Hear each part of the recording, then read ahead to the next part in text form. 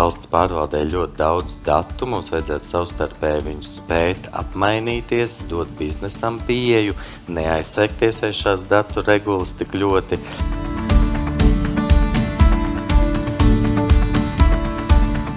Valsts pārvaldē ir jābūt ilgtspējīgai tādēļ, lai viņi labāk kalpotu sabiedrības un uzņēmēju interesēm. Un tā ir pat galvenā lieta. Ilgtspēja ir nenormāla mācīšanās visu mūžu garumā. Un atkal tā ir izvēle gribēt mācīties, gribēt redzēt.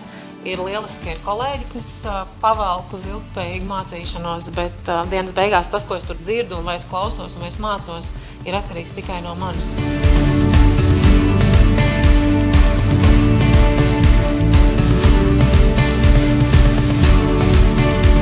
Lietas notiek tad, ka mēs par to sarunājam, mēs vienojamies, mēs esam viens prāts un mēs to gribam darīt labprātīgi.